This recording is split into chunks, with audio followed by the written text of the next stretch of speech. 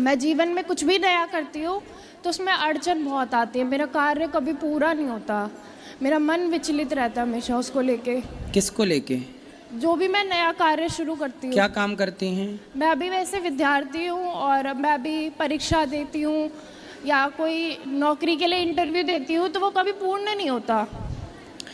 अच्छा है कि आपकी नौकरी नहीं लगी। भगवान चाह रहे हैं कि आप बिजनेस करें, कुछ बड़ा करें। नौकर क्यों बनना है ये बताओ। आप कहाँ क्या पढ़े हैं बताओ? गुरुजी मैंने टीचर का कोर्स करा है। तो खुद का कोचिंग सेंटर खोल लो ना। नौकर क्यों बनना? उसे बेहतर चलाओ, उसे बेहतर काम करो, उसमें मन लगाओ। नौकर क्यों बनना है ये बताओ। नौकरी क्यों करना है?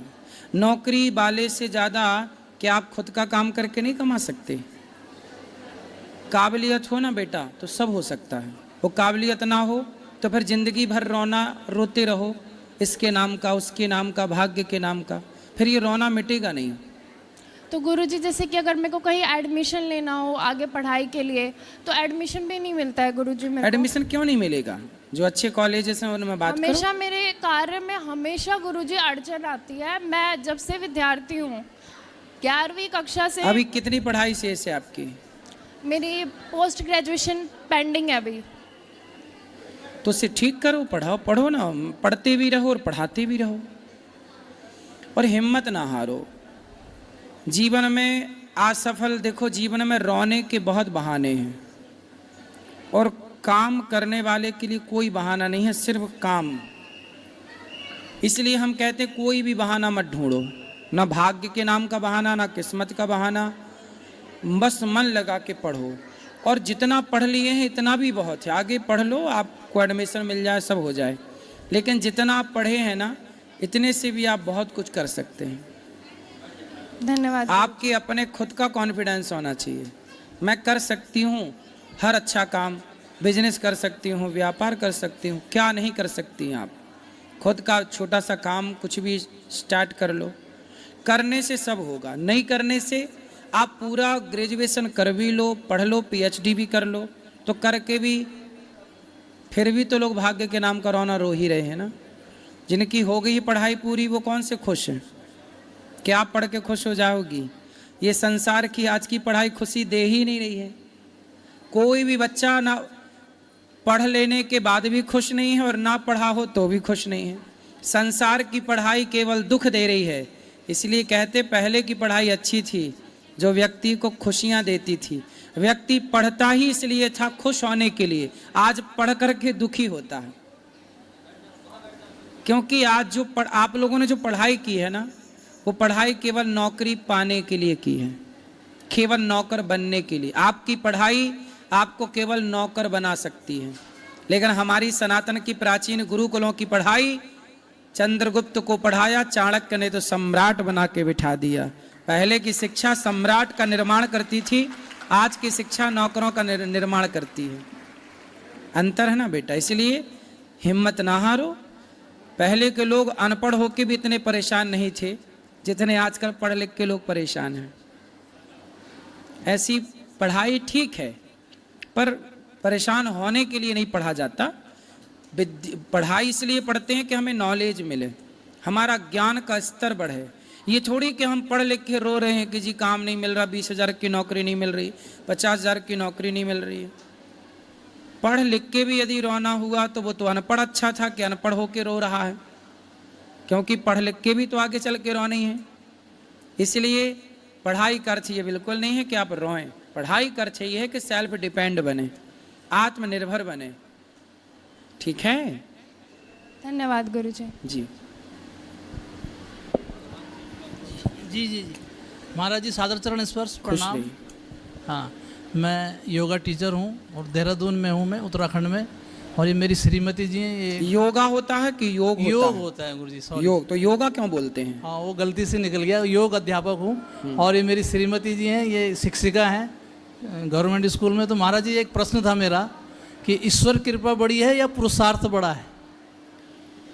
पुरुषार्थ जब करता है व्यक्ति तभी ईश्वर की कृपा प्राप्त होती है। पुरुषार्थ करे नहीं तो ईश्वर घर बैठे कृपा क्या करेंगे? हाँ, ये इसलिए पुरुषार्थ करने वाले के साथ ईश्वर हैं, जी। पुरुषार्थ ना करने वाले के साथ ईश्वर नहीं है। गीता में भगवान बोले अर्जुन तू अपना गांडीव उठा चला, तू कर्म कर, कर्मण्येवाधिकारस्ते मां फलेषु कदाच, तू कर्म करता रह, मैं तेरे साथ हूं। और तू कर्म ही नहीं करेगा तो मैं तेरा साथ कैसे दूंगा, चाह कर भी कैसे दूंगा। इसलिए कर पहले, तू अपना पुरुषार्थ कर, जी तू अपना कर्तव्य कर, मैं हूं ना। जी जी तो जो करता है उसके साथ ईश्वर है, करता ही नहीं, घर पे खटिया तोड़ रहा है और कहे जी भगवान नहीं कृपा कर रहे हैं। भाई भगवान कृपा करें पर ये बता तूने कुछ प्रयास किया? अच्छा, तो पुरुषार्थ से ही ईश्वर की कृपा होती है। पुरुषार्थ से ही भगवान की कृपा होगी। धन्यवाद गुरु तो पुरुषार्थ पहले नंबर पर, जी। भगवान की कृपा दूसरे नंबर पर। पुरुषार्थ वाले पर ही कृपा होगी, पुरुषार्थ नहीं करता तो कृपा नहीं पाएगा। धन्यवाद गुरु जी। राधे राधे गुरुजी। जी आपके श्री चरणों में मेरा सादर प्रणाम है। खुश रहिए। और यहाँ पर आए हुए सभी भक्तगणों के चरणों में मेरा सादर प्रणाम है। मैं नहीं आपके गुरुकुल में डालना चाहती। अच्छा, तो कितना बड़ा बच्चा है? यही मेरा बच्चा तो है। घर पे क्यों नहीं पढ़ा रहे हो वहाँ जहाँ हो? घर में पढ़ाती हूँ गुरुजी, मैं मुंबई से आई हूँ, कल्याण से, और मैं पढ़ाती भी हूँ इंग्लिश मीडियम से, अच्छे स्कूल में पढ़ाती हूँ। लेकिन आपने कहा कि पढ़ लिख के नौकर बनने से अच्छा है कि गुरुकुल में पढ़ के शिक्षित बनो। ना, शिक्षित देखो जहाँ हो वहीं पढ़ाओ। गुरुकुल में ऐसे सब पढ़ने आएंगे तो यहाँ इतनी क्षमता नहीं है कि हजारों बच्चों को रखा जाए। बराबर गुरुजी। तो ऐसा है जहाँ हो वहीं पढ़ाओ, और वहीं पढ़ाते हुए घर पे भगवत गीता पढ़ाओ, अच्छे संस्कार दो। पढ़ता है गुरुजी, रामायण गीता गीता पढ़ाओ, रोज पढ़ता है वो बच्चा। आप जहाँ पढ़ा रहे हो वहीं पढ़ाओ। समय समय पर कथा सुनाने यहाँ ले आया करो। जी। हम जो बताएंगे उस पर चलेगा तो अपने आप उसे गुरुकुल वाले संस्कार ही घर बैठे प्राप्त होंगे। यदि सारे लोग अपने बच्चों को लेकर यहाँ आ जाएंगे तो कैसे सब संभव है? नहीं गुरुजी। हम तो केवल इसलिए काम कर रहे हैं ताकि आप समाज के लोगों को ये प्रेरणा मिले कि भैया सब लोग एक एक गुरुकुल बनाएं। जी। देखो जितने भी धनवान लोग हैं जो बना सकते हैं वो यहाँ से प्रेरणा लें और अपने अपने क्षेत्र में गुरुकुल बनाए बढ़िया तरीके के। मैं अब एक स्कूल बनाने जाऊंगा आगे, एक विद्यालय कक्षा 1 से लेके 12वीं तक, जहां सीबीएसई बोर्ड तो होगा जी। परंतु साथ में शिक्षा के साथ बेहतर संस्कार देने का मैं प्रयास करूंगा। जी। तो मैं एक विद्यालय बनाऊंगा जी। और आप सबका आशीर्वाद रहा तो वो विद्यालय भारत के कोने कोने में भी बनेंगे। जी। पर आप सब सहयोग करें, आशीर्वाद दें तो। जी। मैं चाहता हूं कि भारत की शिक्षा प्रणाली बदली जाए। सरकार तो देखो जितना बदलना था बदल दी, सरकार के भरोसे होना नहीं है। अब हम और आप सब कर सकते हैं, करें तो हम देखो। मैं किसी और के नाम पे रोता नहीं हूं कि जी सरकार नहीं कर रही है वो। मैं कहता हूं मैं खुद करके दिखाऊं। जी। बदलाव परिवर्तन हम आपसे क्यों कहें कि आप बदलाव करो, क्यों ना हम स्वयं बदलाव की शुरुआत करें खुद से, जी। अपने से। जब हम अपने को हम एक विद्यालय बनाने का मन रख रहे हैं कक्षा 1 से 12वीं तक, बहुत जल्दी बनेगा। आपके बच्चे जहां हैं, आप माँ हो और आप वृंदावन आई हो, सत्संग करती हो, मेरा विश्वास है कि यदि आपके बच्चे केवल कथाएं सुनते हैं, गर्मी की छुट्टी में 7 दिन 14 दिन के लिए आ जाया करो, कथा सुना करो, और जब समय मिल जाए तो घर बैठे टीवी पे भागवत की कथा दास अनिरुद्ध जो कहता है सुनवाया करो। आपके बच्चे घर बैठे भागवत सुनेंगे तो संस्कारी हो जाएंगे। लेकिन गुरुजी मैं आप सबके बच्चों को, एक कोशिश तो मेरी है शिक्षा को बदलाव की, पर वो टाइम लगेगा पर होगा जरूर गुरुजी। लेकिन इच्छा है मेरी कि आप ले लीजिए अपने चरणों में। 10-20 माँ बाप रोज आते हैं, हाथ जोड़ के सबको निवेदन करके घर भेजना पड़ता है, संभव ही नहीं है ना। जो देखो 150 बच्चे यहाँ रह रहे हैं, अब जितनी कैपेसिटी है उतने हैं, अब बच्चों को रखना मतलब बहुत जिम्मेदारी है। तो गुरुजी कब आपका स्कूल खुलेगा, ये जो आप बोल रहे हैं? जल्दी मैं प्रयासरत हूँ, आगे हर इच्छा पर होगा जरूर। एक दिन में नहीं होगा पर एक दिन जरूर होगा। तो उसमें एडमिशन कैसे मिलेगा? उस समय जब स्कूल खुल जाएगा आपके आसपास ही तो अपने आप एडमिशन होगा वहाँ। जी हम तो मुंबई रहते हैं। मुंबई में भी खुलेगा, इसमें क्या है? नहीं गुरुजी, हम वृंदावन में डालना चाहते। मुंबई में तो पढ़ा ही रहे हैं जितना भगवान ने अपने को दिया है। चिंता ना करना, वहीं पढ़ेगा, बढ़िया पढ़ेगा। आप जहाँ वहीं पढ़ाओ, बस जोड़े रहो। पतंग आकाश में है पर धागे से जुड़ी रहती है। जी राधे धागे से जुड़ी रहेगी तो वो खतरे में नहीं है, धागे से टूटेगी तो खतरे में चली जाएगी। गुरुजी अपना जब धाम से आशीर्वाद सत्संग दीजिए से बस। टूट जाएंगे बच्चे, अपने को अलग कर लेंगे तो खतरा है। जी गुरुजी जुड़े रहेंगे अपना तो खतरा है। आशीर्वाद दे दीजिए। आशीर्वाद।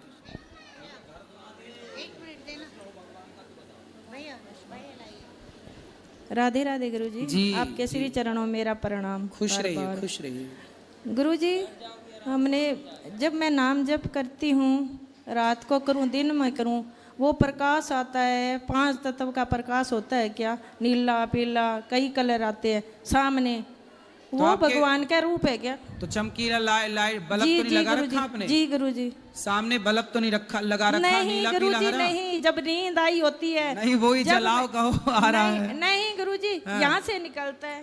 कहाँ? बार बार निकलता आपकी है। बिंदी से? हाँ जी।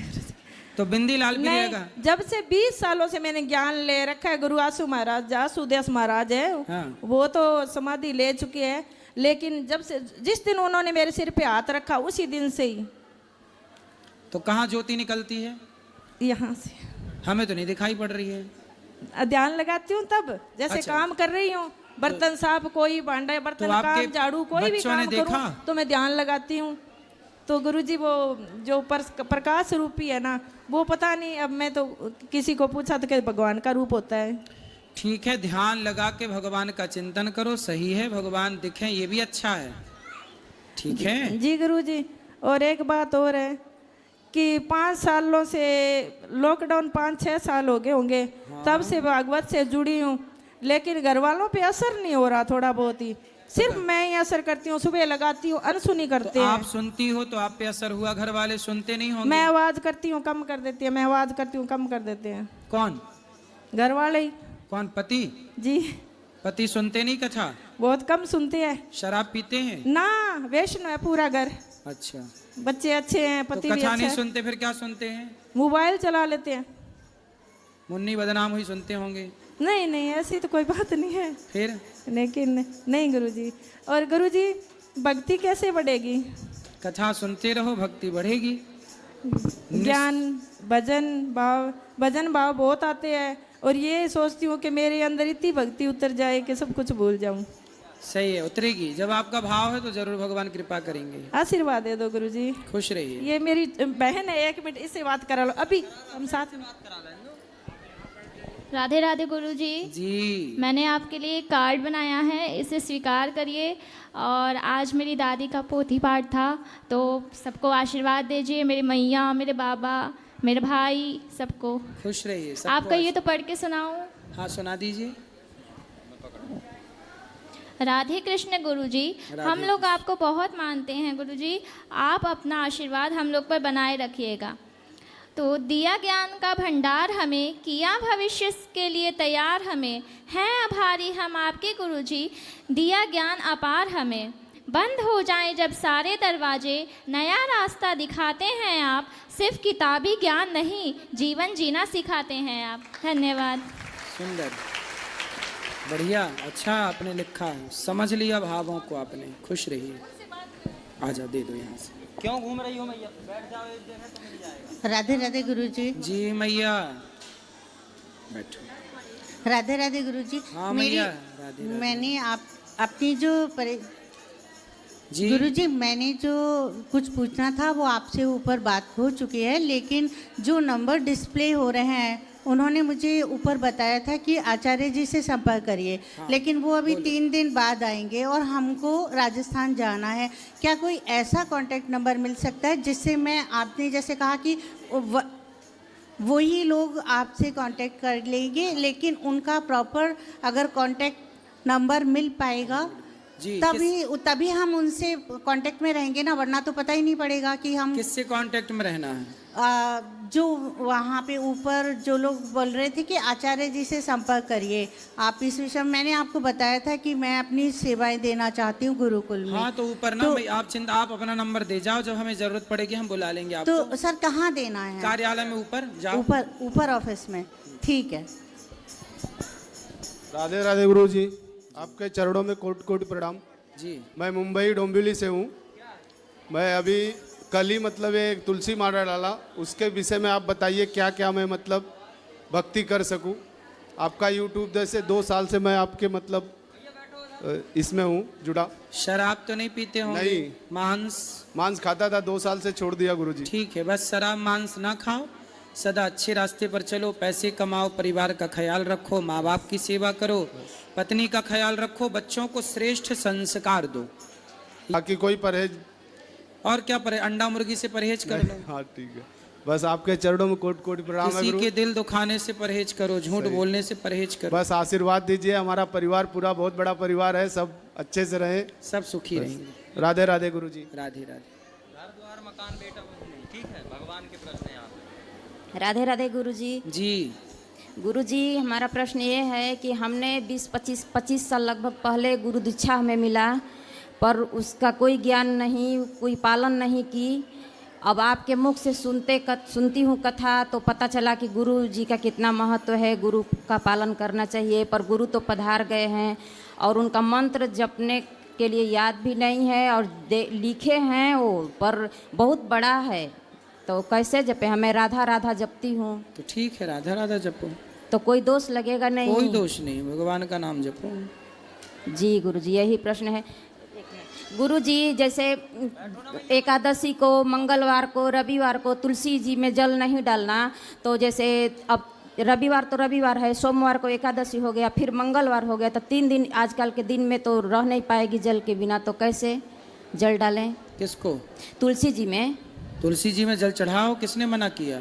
जैसे आप लोग बोलते हैं तोड़ते नहीं है, तोड़ने का मना है, जल चढ़ाने का नहीं। जल चढ़ा सकते हैं। जी गुरुजी, राधे राधे। ठीक।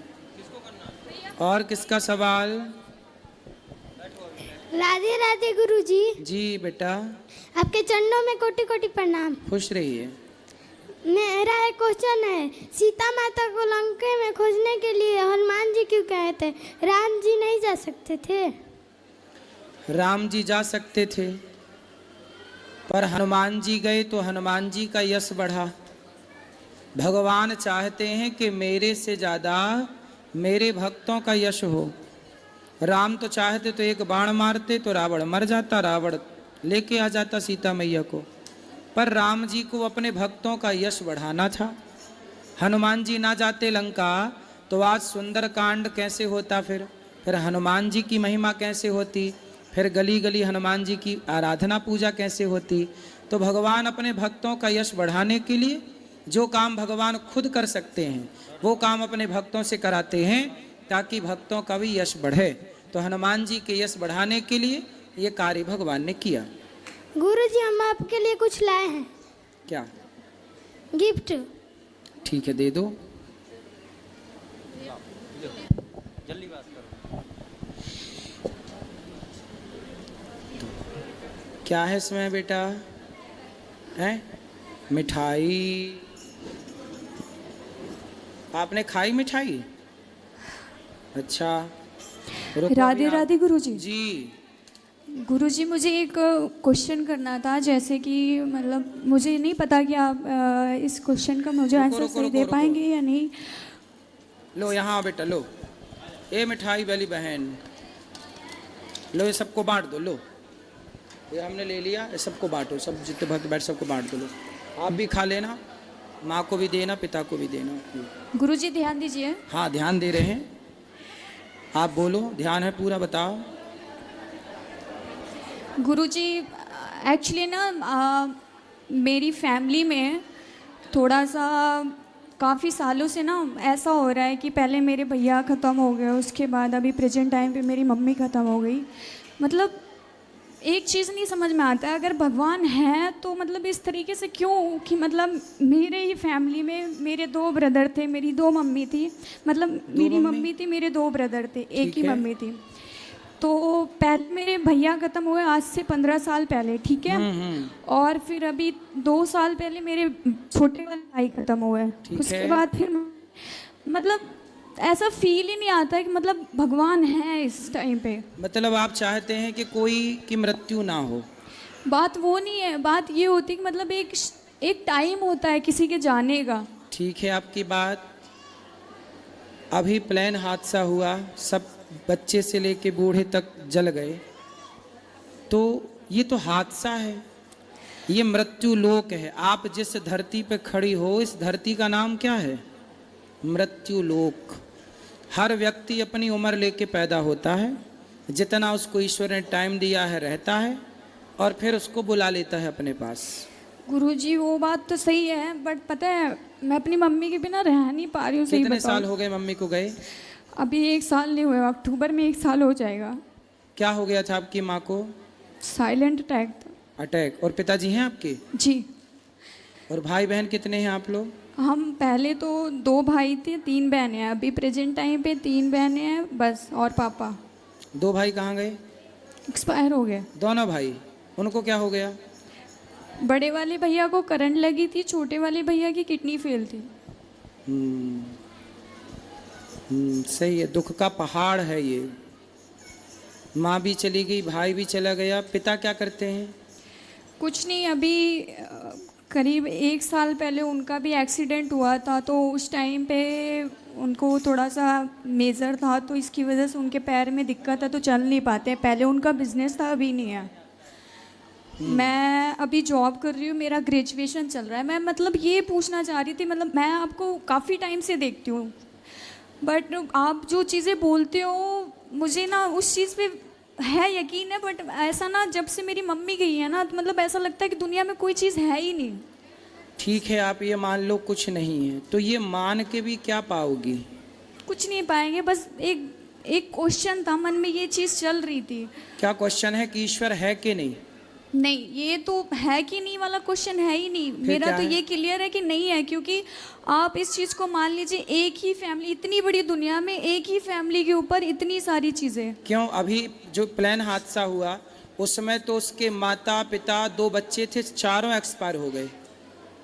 तो ये केवल आपकी फैमिली के साथ ऐसा हुआ? आज ही सूचना मिली कि एक बस खाई में गिर गई, उसमें 10 लोगों की मृत्यु हो गई। परिवार तो रहा ही होगा उसमें। बेटा ये मृत्यु लोक है, मैं भी एक दिन मरूंगा, आप भी एक दिन मरेंगे, सबको मरना है। जब केदारनाथ में 2012 में 2013 में जब केदारनाथ में आया, वहाँ पे पानी इत्यादि का, तो बहुत लोग मारे गए थे, आपदा थी वो। अभी यूक्रेन युद्ध चल रहा है, रसिया यूक्रेन का, कितने लोग यूक्रेन में मारे गए, परिवार के परिवार, घर के ऊपर मिसाइलें गिर गई। पाकिस्तान में और हिंदुस्तान का भी युद्ध हुआ, कितने लोग मारे गए। तो भाई ये मृत्यु लोक है। बेटा मैं आपके दुख से सहमत हूँ कि दुख बहुत बड़ा है, लेकिन आप अपने दुख को लेकर ये सोचें कि नहीं ईश्वर तो है ही नहीं। चलो आप मान लो कि ईश्वर नहीं है, तो ईश्वर नहीं है ये मान के आपको क्या प्राप्त होना है, और ईश्वर है ये मान के नुकसान क्या है? चलो आप सारी जिंदगी यही मानो कि ईश्वर नहीं है। ईश्वर नहीं होता तो ये बताओ कि आपकी माँ फिर चली कहाँ गई? कहाँ चली गई? मर के आदमी जाता कहाँ है? बताओ फिर, उत्तर दो, कहाँ जाता है मर के? तुम्हारी माँ कहाँ चली गई? लोग कहते हैं कि मतलब जिस टाइम पे उनका हुआ था, तो ये चीज़ मतलब बोलते थे कि वो उनको स्वर्ग मिल गया, अब उनको इस योनि में जन्म नहीं मिलेगा। ये मरने के बाद आदमी कहाँ जाता है? आप अपने दिमाग से बताओ, कहाँ जाता है मरने के बाद? जहाँ तक अभी तक मैंने सुना है यही कहा जाता है कि मतलब कि भगवान के पास चले गए, अब तो ऐसा। और आपकी माँ आई कहाँ से थी? वहीं से। कहाँ से? भगवान के पास। तो जहाँ से आई थी वहाँ चली गई। मैं अब आप ये कह रही हो कि भगवान के घर से आई थी, भगवान के घर चली गई, और आप ये भी कह रही हो कि मैं ईश्वर को नहीं मानती। वो देखिए, ये बात नहीं है कि मतलब भगवान के यहाँ चली गई, भगवान के यहाँ, मतलब मेरा मानना ये है, लोग ये, मैंने यही चीज़ बोली कि लोग ये कहते हैं कि मतलब कि वो भगवान के पास चली गई, भगवान के यहाँ से आई थी, बट एक ये चीज़ है ना कि बिलीव नहीं है आपके, मुझे नहीं है। आपके बिलीव करने ना करने से क्या होगा? क्या उल्लू को सूर्य नजर आता है? नहीं। तो क्या ये मान लिया जाए कि सूर्य नहीं है क्योंकि उल्लू को दिखाई नहीं पड़ता? जैसे उल्लू को सूर्य नजर नहीं आता पर सूर्य तो है, इसी तरह अज्ञानवश को ईश्वर को नहीं देख पाता, वो उसके अज्ञान का दोष है, ईश्वर तो है। आप मानो ना मानो, सत्य तो है बेटा, आप स्वीकार करो या मत करो, ये सत्य है। हम मृत्यु लोक में बैठे हैं, हमें मरना पड़ेगा। आपकी माँ चली गई, भाई चले गए, ये बहुत बड़ा दुख है। हम आपके दुख में आपके साथ हैं, लेकिन आप कहो कि अब मैं ईश्वर को नहीं मानती। माँ जिंदा थी तब आप ईश्वर को मानती थी, भाई जिंदा था तब आप ईश्वर को मानती थी, अब ये चले गए तो आप ईश्वर को नहीं मानती। इसका मतलब तो ये हो गया कि आप ईश्वर की परिभाषा अपने हिसाब से तय करेंगी कि जब तक ईश्वर सब बेहतर रखेंगे तो हम ईश्वर को मान लेंगे, जब ईश्वर बेहतर नहीं रखेंगे तो हम ईश्वर को नहीं मानेंगे। ये तो परिभाषा आपने अपने हिसाब से मैनेज कर ली, जबकि परिभाषाएं हमारे हिसाब से नहीं होती। जो है वो है, आप उसे स्वीकार करो या मत करो। सुदामा इतने गरीब थे, नरसिंह मेहता का जवान बेटा मर गया, नरसिंह मेहता जी का जवान बेटा मर गया। लोगों ने कहा भाई रो लो, तुम्हारा बेटा मर गया। नरसिंह जी बोले क्यों रोले भैया, कहाँ से आया था? बोले ईश्वर के घर। कहाँ चला गया? ईश्वर के घर। जब उसकी संपत्ति उसके पास चली गई तो मेरा तो था ही नहीं। मीराबाई के पति मर गए, लोगों ने कहा मीराबाई थोड़ा रो लो। मीरा बोली क्यों रो लें? बोले आपके पति मर गए। मीराबाई बोली मैंने जिसको अपना पति बनाया है वो कभी मर ही नहीं सकता, और जो मर गया वो मेरा कुछ था ही नहीं। भाई ये बताओ, हमने बेटा रिश्ते हमने बना लिया, ये हमारी माँ है, ये हमारा बाप है, ये हमारा बेटा, यही तो रिश्ते होते हैं। हम इन रिश्तों में इतने जकड़ जाते हैं कि हमें लगता है ये मेरी माँ के बिना मैं नहीं रह सकती, मैं पति के बिना नहीं रह सकती, मैं पुत्र के बिना। ये मोह है, आपने ही जबरदस्ती पकड़ रखा था। जबकि ये संसार ऐसा है, मृत्यु इतनी निर्दयी है कि वो ये नहीं देखती कि ये माँ है कि बच्चे हैं कि बूढ़े हैं कि जवान हैं। इसलिए बेटा हमें रहना तो संसार में ही है, इसलिए संसार के नियमों का उल्लंघन नहीं कर सकते। संसार में नियम ये है कि ये सृष्टि चल रही है, आपने घड़ी पहनी है तो उसे किसी ने बनाया होगा तब तो आपने पहनी, कोई बनाने वाला होता ही नहीं तो आप घड़ी कैसे पहनती? आपने जो टी शर्ट पहनी है इसे किसी ने बनाया है कि बिना बनाए बन गई? जी किसी ने बनाया तभी तो पहने हैं। आपकी आंख है, आपकी आंखों में दिखता है, इस तरफ वाइट है बीच में काली है पुतली, तो ये बिना बनाए बनी कि किसी ने बनाया होगा? नहीं बनाए हैं तभी तो। फिर तो जिसने बनाया है आपको वो कौन है?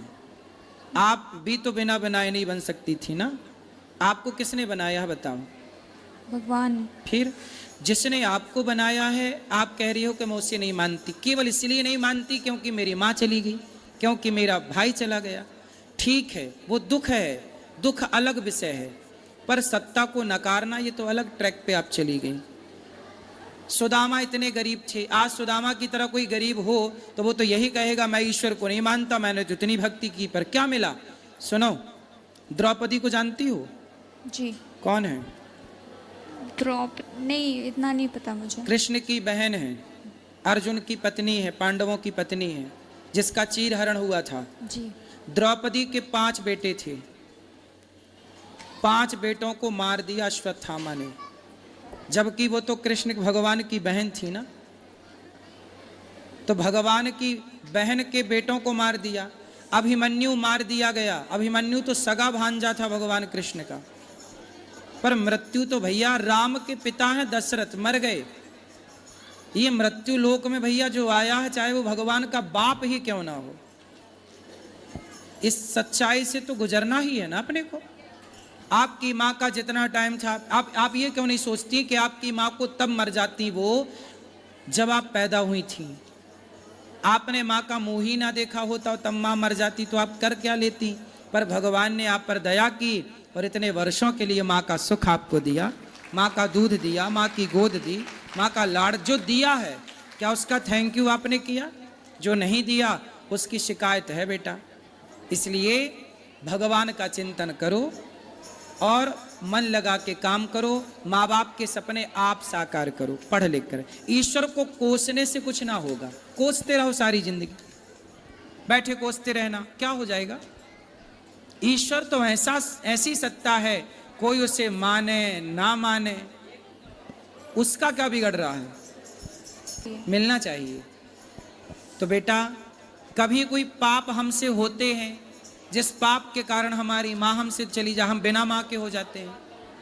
अब जो बच्चा पैदा होती उसकी माँ मर गई, क्यों मर गई भैया? इसको माँ का प्यार नहीं मिला, मतलब इसके भाग्य में माँ का सुख था ही नहीं। क्यों नहीं था?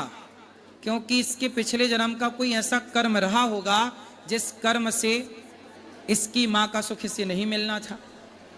आप ये भी तो सोचो कि आप आज खड़ी हो, तो आप आज खड़ी हो यहाँ, इसके पहले भी आप कुछ कर रही थी, पिछले जन्म में कोई कर्म आप कर रही थी, उस कर्म के कारण आपको ये जन्म मिला।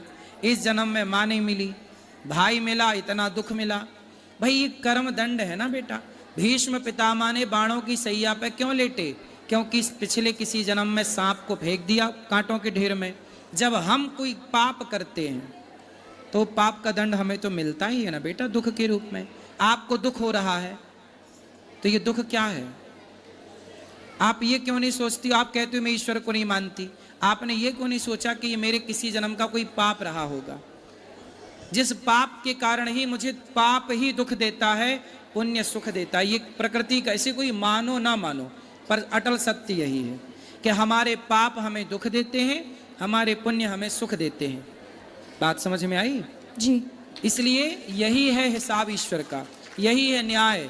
आप की माँ चली गई, इतना सुख देकर गई, मतलब आप पर ईश्वर की कृपा है। कितने दिन आप पैदा होती माँ मर जाती तो क्या करती? आप भाग्यशाली हैं, कितने वर्ष आपकी माँ थी।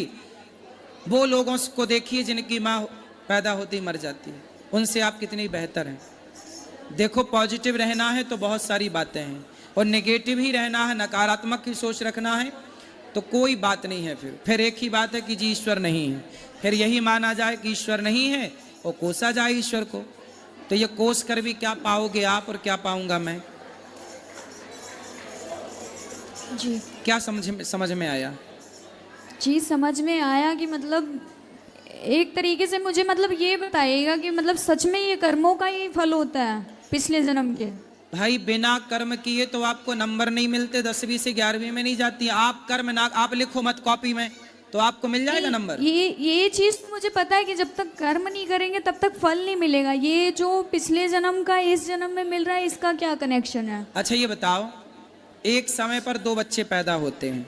एक अंबानी के घर पैदा हुआ, बड़े आदमी के घर, और एक फुटपाथ पर पैदा हुआ। एक ही दिन, एक ही तारीख, एक ही दिन दो बच्चे पैदा हुए, एक अमीर के घर, एक गरीब के घर।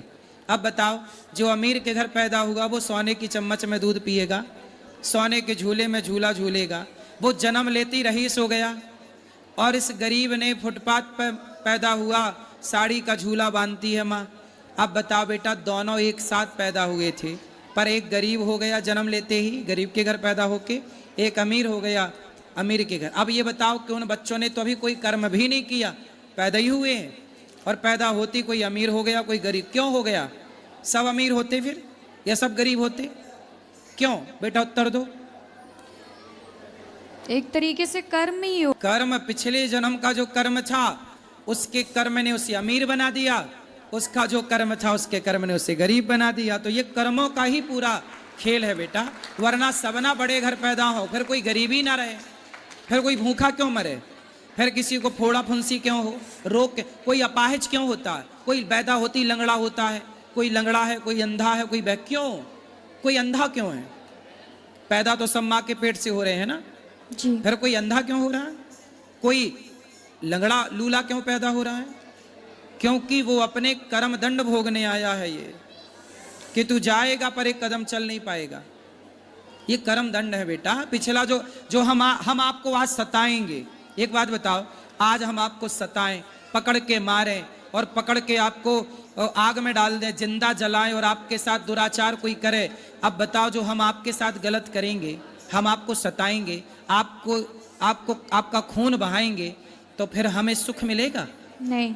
फिर हम आपके साथ गलत करेंगे ना बेटा, तो हमें भोगना पड़ेगा। आप कोई देखे ना देखे पर ईश्वर तो देख रहा है। इसलिए बेटा, संसार की अदालत से कोई बच सकता है, ईश्वर की अदालत से कोई नहीं बच सकता।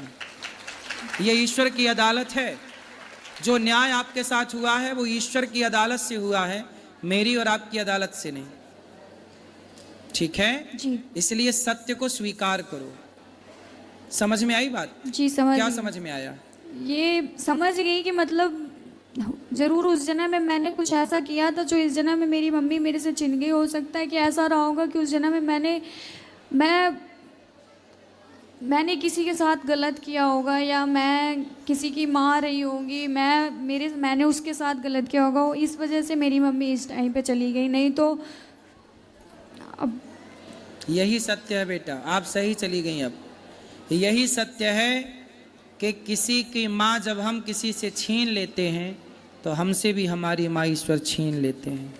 जब आप किसी से किसी का बेटा छीन लेते हैं तो ईश्वर आपसे आपका बेटा छीन लेते हैं। ये तो प्रकृति है साहब, गोल है, लौट के आएगा, आज नहीं तो कल आएगा। इसलिए यही गुरुजी, सत्य है। मेरी दीदी हैं, आपसे बात करना चाहती हैं, तो मैं बस कराओ, बात करवाना चाह रही थी। कराओ। प्रणाम जी, बस मेरी दीदी को आशीर्वाद दीजिए आप। अच्छा, कैसे हैं ये? बताओ कैसी हो आप? ठीक हो? ठीक हो आप? बोलो, मिलने आई हूँ आपसे। आपसे भी क्या हो गया इनको आंखों में? मेरा नाम सौम्या पांडे है। कह रही मेरा नाम सौम्या पांडे है। क्या इनकी आंखों में क्या दिक्कत है? ये बचपन से है। क्या? ये स्पेशल चाइल्ड है। अच्छा, ठीक हाँ। है, ठीक है। बोलो प्रणाम। प्रणाम। खुश रहो, खुश रहो, खुश रहो। राधे राधे गुरुजी। जी, हनुमान जी ने वो पहाड़ क्यों उठाया था? हनुमान जी ने पहाड़ पर्वत क्यों उठाया था? पहाड़ क्यों उठाया? लक्ष्मण जी को शक्ति लगी तो सुखैन वैद्य ने कहा कि संजीवनी बूटी ले आओ। अब संजीवनी बूटी हनुमान जी लेने तो गए, पर हनुमान जी को पता ही नहीं चला कि इनमें से कौन सी संजीवनी है। तो पूरा पहाड़ ले आए कि भैया वैद्य जी जो उनको अच्छी लगेगी वो निकाल लेंगे, क्योंकि हम एक बार वापस आ गए फिर बोले कि नहीं ये वाली नहीं है तो जाने आने में बड़ा टाइम, तब तक लक्ष्मण जी के प्राण संकट में जा सकते थे। तो हनुमान जी पूरा पहाड़ ले आए। धन्यवाद गुरु। प्रणाम गुरुजी। जी जी, मेरा नाम सरिता राठौर है। माइक पास में लो। मेरा नाम सरिता राठौर है जी। मैं कानपुर देहात की रहने वाली हूँ। ये मेरी बेटी है गुरुजी। हम लोग इससे पहले भी आपके पास आए थे। हम लोग बहुत परेशान हैं। आज से मेरी शादी के 25 साल हो गए हैं और मेरी बेटी की बहुत तमन्ना थी कि मैं पढ़ लिख कर कुछ बनूं। मेरा परिवार इतना गंदा ससुराल का मिला है कि मेरे बेटे को 3 साल जब छोटा था तो ले लिया गया था और बेटी को 4 साल की थी, मुझे दे के निकाल दिया गया था। और मेरे ससुराल पक्ष में सिर्फ मुझे बदनामी मिली है, मैं उसको रखे, यही सब गंदी बातें। लेकिन मैंने अपनी आत्मा से ये समझ लीजिए, ये सोच लिया था कि ईश्वर ने हमको ज़मीन पे भेजा है तो एक ज़िंदगी ऐसी सही। शायद उन्होंने ये से देख कर भेजा था हमको कि जैसे भाई उनकी मर्जी के बगैर पत्ता नहीं हिलता है। तो मैंने उनकी जो भी यातनाएं थी, मैंने 45 साल की एज हो गई मेरी, मैंने सब यातनाएं सही और अपने कर्मों से जो भी मुझसे बन पड़ा मैंने मैंने इस बेटी को पाला। मेरे ससुर ने अंत समय में अपनी गलती को फील किया और उन्होंने मुझे आखिरी लास्ट टाइम मुझे बुलाया। मैं कानपुर देहात रूरा से हूँ और मेरे ससुर का नाम था श्री रमेश चंद, स्वर्गीय रमेश चंद। तो उन्होंने मुझे बुला करके कहा, बहू अपना घर संभालो। मैंने अपना घर संभालने के लिए, क्या है सवाल, क्या है ये बताओ। सर मेरी बात सुनिए। हम समझ गए, उन्हीं के हमसे क्या कहने के सवाल लिए है? ये देखिए सर, मेरे परिवार वाले हैं, इन्होंने मुझे दोबारा रहने नहीं दिया। पति कहाँ है आपके? ये मेरे पति हैं। इस कागज में है? जी हैं। रियल में कहाँ है? हैं, रियल में ये वहीं रहते हैं और हम लोग अपना, मुझे निकाल दिया दोबारा। पति ने निकाल दिया तो क्यों निकल गई आप? क्या बोले? नहीं निकले, हम लोगों ने बहुत संघर्ष किया, बेटी ने संघर्ष। पति क्यों निकालना चाहते हैं? पति और बेटा। आपका बेटा? मकान मेरे नाम मेरी सास ने और ससुर ने कर दिया था। उस मकान के चक्कर में इतना मारा है कि मेरे 10-15 टाके मेरे सर पे। तो आपके बेटे ने मारा? हाँ, और 2 हाथ लट चलाए हैं और ये इसका हाथ तोड़ दिया, देखिए सर। और किसने मुझे तोड़ा हाथ? लड़के ने। क्यों ऐसा लड़का उद्दंड है? और बता नहीं रहे, उन्होंने नंद उन्हें ले लिया था और उसको अपने हिसाब से पाला है। क्यों ले लिया आपने, क्यों दे दिया? मैंने उनको नहीं दिया था। देखिए क्या हो रहा है कि जब हम रहना चाह रहे हैं, ऐसे उस समय भी रहना चाह रहे थे, उस समय भी मेरे ऊपर बहुत कुछ हुआ। और अब नंद ने और मेरी सास मिलकर करती थी तो चले आए थे। फिर तो नंद कितनी है आपकी? 3 नंद है सर। तो तीनों की शादी नहीं हुई? तीनों की शादी, ये मेरी छोटी नंद है और ये मेरी बड़ी नंद है और ये बड़ी नंद है और ये उनके बेटी दामाद हैं। इनके भी फैमिली है सर। ये अपने फैमिली से तो बहुत अच्छी से बेटियों की देख रेख करते हैं और शादी ब्याह की है, लेकिन क्या उनको ये नहीं लगता कि मेरी भी एक बेटी है, मेरी भी तमन्ना है कि वो अपने घर में रहे और पढ़ लिख कर अच्छी ससुराल मिले, उसकी भी शादी हो। सबकी तमन्ना होती है तो सर। ननद लोग आपका घर फुड़ा रही हैं? फुड़ा नहीं रहे, ले ली। अब तो हम रोड पे रह रहे हैं। और मेरा भाई ना होता सर, वो बैठा है पीछे, तो आज हम लोगों का इलाज ना होता। हमें तो इतना मारा था और प्रशासन भी मेरा साथ नहीं दिया और डीएम के पास गए थे तो उन्हें अंदर हुए, लेकिन वो छूट गए सर। और मैं पूजा बहुत करती हूँ। ये ननदों को क्या हो गया है बताओ? ये देख, घर फोड़ाने पे लगी रहती है कुछ ननदें। हम आए थे ये तीनों ने, और इनको बल्कि मैंने बोला भी कि मेरी अपनी बेटी की तरह इसकी अपनी ये बेटी को समझो, इनको ये भी तो जानो कि इसको भी तमन्ना है अपनी, इसकी भी ससुराल जाने की इच्छा है, तो इसको अगर ऐसे कैसे मैं रास्ते पे भटकती हुई छोड़ दूंगी, इसकी ससुराल हो जाएगी सर कैसे? जब कमा के नहीं खिला पाएंगे तो रोड में रह के इसकी शादी कर पाएंगे? आप बताइए। भले ना वो हमें लड़के को समझाओ, पुत्र को समझाओ सर। नहीं, 25 सालों पे नहीं समझा पाए। इसकी हमारी एक बात समझिए सर कि हमने ये जो लड्डू गोपाल हैं, हम उनकी सेवा करते हैं।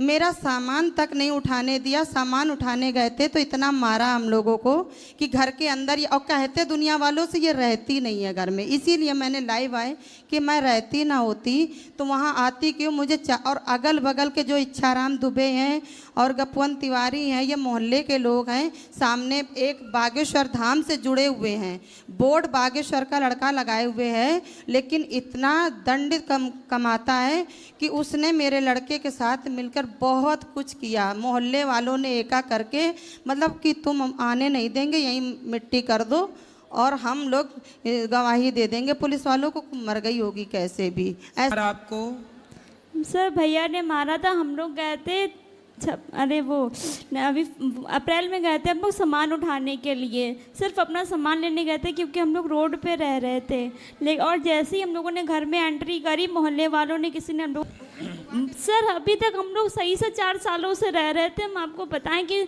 मतलब वो दादी ने पहले निकाल दिया था, लेकिन जैसा कि मम्मी ने बताया कि पापा ने मेरे बुला लिया था, फिर दादी भी एक्सपायर हो गई। फिर हम लोग 4 सालों से घर में अच्छे से रहे, बल्कि हम लोग बहुत अच्छे से रह रहे थे। लेकिन अभी ये जो लास्ट वाला रक्षाबंधन गया है, इसमें मेरी बुआ आई थी छोटी वाली, जिनका नाम है पम्मी राठौर। उनकी शादी झींझक में हुई है। वो जब से आई थी और उसी तो के आई थी तो आके गई नहीं? सुनिए गुरुजी, बता रही हूँ कि उसके 15 दिन बाद से मेरे पापा और भाई उन्हीं के घर जाके रहने लगे। फिर 6 महीने वो लोग वहीं रहे और हम लोगों ने अपने घर पे रूरा में मतलब सारे काम किए। चाय की ठेली वगैरह हम लोगों ने सब स्टॉल वगैरह लगाए, वहाँ पे काम भी किया। तो मेरा भाई वहाँ पे हम लोगों को आता था, मारपीट करता था। मेरे मामा काम तो करते आपने थे। पुलिस कंप्लेंट नहीं की? भाई ने हाथ तोड़ दिया? की थी सर, लेकिन वहाँ पे पुलिस वाले, मेरा भाई अच्छा काम करता है, प्रॉपर्टी डीलर है और कांटे बाट का वेट एंड मेजरमेंट का काम करता है। अनुज राठौर नाम है उसका। तो उसका लाइसेंस है संजय स्किल कंपनी के नाम से। तो पुलिस वाले मतलब जो थाना है, रूरा थाना, वो हम लोगों के कंट्रोल में उन लोगों के है। तो वहाँ पे कुछ हुआ नहीं। फिर जब हम लोग गए थे घर पे तो हम लोगों को जब मारा गया तो हम लोगों ने लोकल पुलिस थाने से कुछ नहीं किया। मम्मी तो ऐसे ही मतलब ऐसी कम गंभीर अवस्था में डीएम के गई थी। हम लोगों का वो लगता है अकबरपुर, क्या लगता है, ठीक है, माती अकबरपुर में गए थे तो सर उन्होंने मेरी मदद की, उन लोगों को अंदर किया। लेकिन थोड़े एक ही दिन बाद वो लोग फिर बाहर आ गए। मोहल्ले वालों ने, गप्पन तिवारी ने उनको बाहर निकाल लिया, इच्छाराम दुबे और अमन शर्मा ने। तो आप लोगों की क्या गलती थी? ऐसा क्यों कर रहे हैं वो? वही तो हम जानना चाह रहे हैं सर, इसीलिए हम लाइव आ करके ये बोल रहे हैं सब लोगों से कि मैंने तो कभी किसी का बुरा नहीं चाहा, क्योंकि मैं वहाँ ज़्यादा दिन रही नहीं। फिर मुझसे छोड़िए, चलिए मुझसे दुश्मनी है, पर ये लोग बहुत मानते, बागेश्वर को मानते हैं, पूजा बहुत भी करते हैं, सूरज देव को जल देते हैं। इतनी पूजा पाठ करते हुए भी एक लड़की की तरफ नहीं उन्होंने देखा कि आखिर उस लड़की का क्या कसूर है, और वो उसका भी हक है अपने घर में आप रहने चिंता, के। मेरे से क्या प्रश्न करना है? कोई सर सवाल? ये हम पूछ रहे हैं कि मेरा सामान बाहर नहीं आया लड्डू गोपाल का, तो मैंने फिर से यहाँ से लड्डू गोपाल लिए हैं। सही है, ले लो, पूजा करो, कोई इनकी बुद्धि समय के साथ ठीक होगी, और ननंद को भगवान देंगे उसको दंड, यदि उसने फोड़ाई है घर तो, कि जो किसी का घर फोड़ाता है, जो किसी का घर तोड़ता है, भगवान कहते हैं कि तुमने किसी के घर में आग लगाई तो फिर तुम अपने घर को बचाना भैया पाओगे। मेरा ये भाई है, इसकी वजह से आज हम जिंदा बैठे। भैया आपका ख्याल रखेंगे, आगे भी रखेंगे, और घर घर में सब ठीक होगा धीरे धीरे। धन्यवाद पति बच्चों को कभी ले आना हमारे पास। वो अब हम बेटे की मानते हैं, हमारी नहीं मानते। अगर हमारी मानते होते तो वो सद रास्ते पे चलते। आएंगे आएंगे, चिंता ना करो। गुरुजी आपके चरणों मेरे सत प्रणाम। खुश रहिए, खुश रहिए। गुरुजी राधे राधे जी। मेरा 3 प्रश्न है। पहला प्रश्न ये है कि बोलते हैं कि डायनासोर होते थे पहले के ज़माने में, तो क्या ये सच है? क्योंकि साइंटिस्ट को भी हमेशा कुछ ना कुछ हड्डियाँ, कुछ ना कुछ उनकी चीज़ें मिलती रहती है, उसका प्रूफ। हाँ तो रहे होंगे भाई। रामचरितमानस में लिखा है लंका कांड में कि जब राम जी लंका गए तो समुद्र में इतनी बड़ी बड़ी मछलियाँ थीं, समुद्र में इतने बड़े बड़े जीव थे कि वो ये समझिए कि इतने बड़े जीव थे कि कई कई हाथी को वो एक साथ खा सकते थे। अब हाथी को जो 1-2 बार में खा जाए, 4-6 हाथी को, वो कितना बड़ा रहा होगा। ऐसे ऐसे जीवों के बारे में पुराणों में मिला है। तो जब था ऐसा तो डायनासोर जैसी चीज़ें भी रही होंगी, अब शेष मिल रहे हैं तो रहे होंगे। बिल्कुल जीव, बड़े बड़े जीव थे उस टाइम पर। जी गुरुजी। और दूसरा प्रश्न ये था कि आप बोलते हो कि ऐसे लोगों से दोस्ती किया करो जो भगवान की भक्ति करते रहे, और बोलते हो कि ऐसे लोगों से दोस्ती क्या करो कि जो पढ़ाई में तेज़ हो। तो मेरी एक दोस्त है जो पढ़ाई में तो तेज़ है पर भगवान को नहीं मानते, तो क्या करूँ मैं? दोस्ती रखूँ कि नहीं रखूँ? भगवान को क्यों नहीं मानती? वो बोलती है कि इंडिया कभी आगे नहीं बढ़ पाएगा, जो भगवान को फालतू में मानते, इसकी वजह से इंडिया कभी आगे नहीं बढ़ पाएगा और सब देश आगे बढ़ जाएगी। हाँ, पाकिस्तान बहुत आगे बढ़ गया, श्रीलंका बहुत आगे बढ़ गया, बांग्लादेश बहुत आगे बढ़ गया। हाँ, पूछना अपनी मूर्ख सहेली से कितना आगे बढ़ गया। हाँ। उससे बोलना बेटा सबसे आगे भारत ही है। जी गुरु। उससे बोलना सबसे आगे कौन? भारत। हाँ, सबसे आगे आज भी भारत है पूरी दुनिया में। किसमें? भगवान को मानते इसीलिए। भगवान को मानते इसलिए तो आगे है, पर पूरी दुनिया में सबसे ज्यादा चरित्रवान लोग कहीं पाए जाते हैं तो भारत में पाए जाते हैं। चरित्रवान, उससे बोलना चरित्र जहाँ है, संस्कार जहाँ है, संस्कार और चरित्र से हम बड़े हैं। और किससे कोई बड़ा बनता है? क्या नहीं है हमारे पास? सारे देशों के पास परमाणु हैं, हमारे पास परमाणु बम है। क्या नहीं हमारे पास बताओ? टेक्नोलॉजी नहीं है कि क्या नहीं है? माना कि हम, अब हुआ ना बेटा ये कि हमारे देश में चोर आ गए, 700 साल तक नालायकों ने चोरी की, मुगल 500 साल तक चुराते रहे। सोचो हमारे देश में इतना धन था कि चोरों को भी चुराने में 700 साल लगे। 500 साल मुगलों ने चुराया, फिर 200 साल अंग्रेजों ने चुराया, और उस इतना चुराने के बाद भी आज पूरी दुनिया की तीसरी चौथी हम अर्थव्यवस्था हैं पूरी दुनिया की। इतनी चोरी होने के बाद तो हमारे देश में चोर काहे आए? हमारे देश में कुछ था तब ना आए। हमारा देश सबसे आगे था, अब चोर चुरा के ले जाए तो फिर स्ट्रगल करना पड़ेगा, फिर आगे बढ़ना पड़ेगा, फिर कमाओ। तब कमा रहे हैं 70 साल से। कहाँ आपकी सहेली? वो अभी हम लोग बॉम्बे में रहते हैं तो वहीं पे है। अब उसको क्या बोलोगी आप? बोलूंगी उसको भी, ये भी वीडियो दिखाऊंगी कि गुरुजी ने मेरे को ऐसा रिप्लाई किया है। ठीक है। बोलना कि भारत की रोटियां खाती हो तो भारत का गुणगान गाया करो। भारत की रोटियां खाना, गुणगान विदेशों का गाना। जी। और बोलना उसको। जी। और गुरुजी मेरी मैया और बाबा को आपसे दीक्षा लेनी थी, तो कल कितने बजे आ सकते हैं? सुबह 8 बजे। 8 बजे। जी गुरुजी, राधे राधे। खुश रहिए। हाँ हाँ हाँ।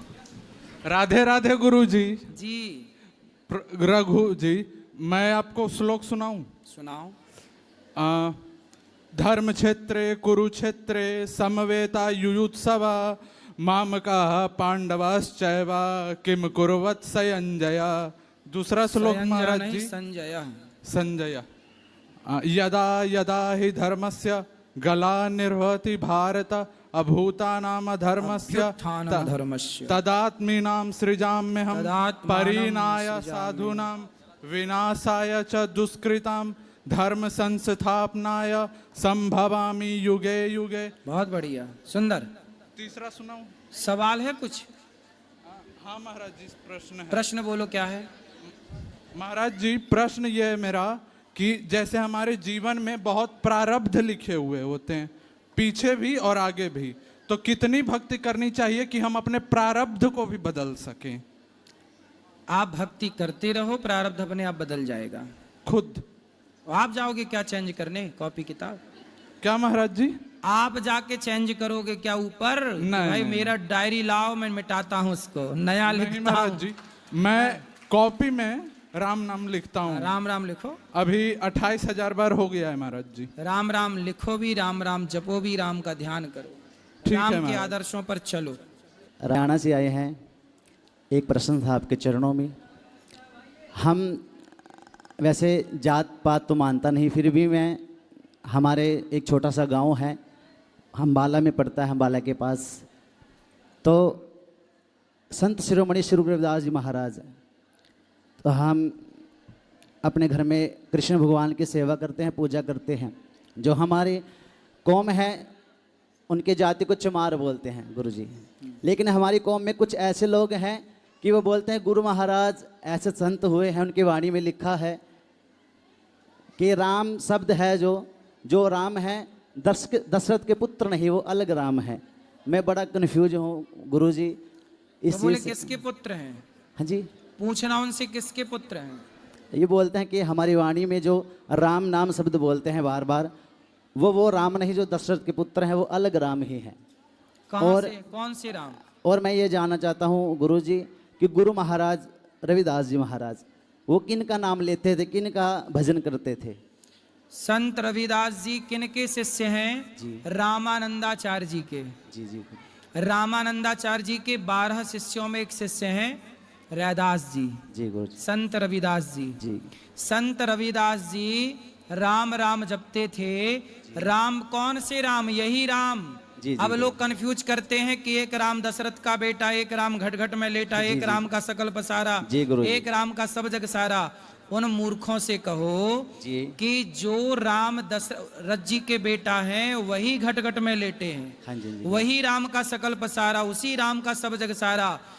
रविदास, संत रविदास जी ने जिन राम की उपासना की वो वही राम है जो दशरथ जी के पुत्र हैं, और रावण को मारकर जिन्होंने सीता माँ को ला करके राम राज्य की स्थापना की वही राम है।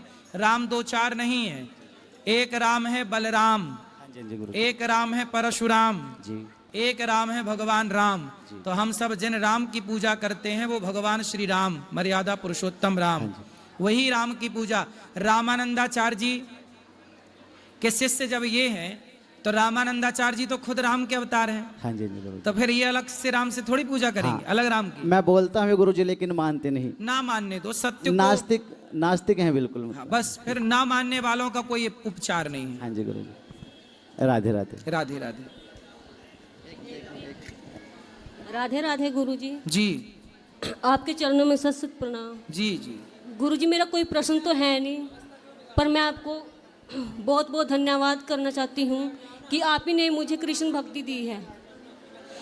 ये मेरा भाई है गुरुजी, ये जब 11 साल का था गुरुजी, इसे ना लड्डू गोपाल गली में मिला था पड़ा हुआ, वैसे खेलता हुआ आ रहा था, एक गली में मिला था। क्या मिला था? लड्डू गोपाल, छोटा सा। तो ना गुरुजी हमें पता नहीं था कि लड्डू गोपाल है या क्या है, हम कृष्ण के बारे में जानते नहीं थे, तो हमने ना वो डिब्बे में डाल दिया था। तो ना जब आप एक दिन टीवी पे आए तो मैंने देखा कि ये कौन है, कौन बोल रहे हैं बाबा जी। मैंने आपकी बात सुनी तो मुझे आपकी बातें अच्छी लगने लगी। उसके बाद फिर मुझे मम्मी देख रही कि क्या बाबा जी को देखते, मम्मी मुझे रोज़ मारती, मैं चोरी चोरी देखती आपको। तो फिर आपके मैंने देखा है कि लड्डू गोपाल बैठा है, तो मैंने कहा ये तो हमारे घर में भी है। तो उसके बाद गुरुजी मैंने उस लड्डू गोपाल को देखा, उसकी आंखें भी नहीं थी, कुछ भी नहीं था गुरुजी। तो मैं उसको मार्केट लेके गई, उसका मेकअप कराया, मैंने उसकी सेवा स्टार्ट कर दी गुरुजी। सही है। तब से गुरुजी वो मुझे सपने में दिखाई देने लग गए। अच्छा है, भगवान ने आपको स्वीकार कर लिया। और गुरुजी आपने मुझे बहुत दर्शन दिए, पर मैं गुरुजी 5 साल से तड़प रही थी आपके यहाँ आने के लिए। चलो आप आ गई, खुश रहिए। आपका बहुत बहुत वो लाल भैया को दे दो माइक। लाल, अच्छा बोलो। गुरुजी राधे राधे, आपके जी। चरणों में कोटि कोटि प्रणाम जी। मेरा क्वेश्चन ये है गुरुजी, बोलो बोलो। मेरा ना पहली बार वृंदावन में आई हूँ, मैंने आपका ये प्रोग्राम सब टीवी पे देखा है, और जो ये दूसरे लोग कहते हैं कि ये तो ऐसे ही वीडियो बना के ऐसे ही टीवी पे डालते हैं, तो मैंने साक्षात आके यहाँ देखा है। जैसा मैंने टीवी में देखा है वैसे का वैसा यहाँ देखा है मैंने, और मेरा मन इतना प्रसन्न है कि मैं इतनी खुश हूँ कि मैं बहुत, और मैं आपका ये भागवत कथा टीवी पे सुनती हूँ, और मैं आपकी परम भक्त हूँ गुरुजी, और आशीर्वाद बनाए रखना। मैं भिलवाड़ा जिले से आई हूँ, मैं गवर्नमेंट टीचर हूँ, मैं एक विधवा लेडीज हूँ। खुश रहिए। अरे एक ही लड़का है मेरे। भगवान आपको सुखी रखे, प्रसन्न रखे।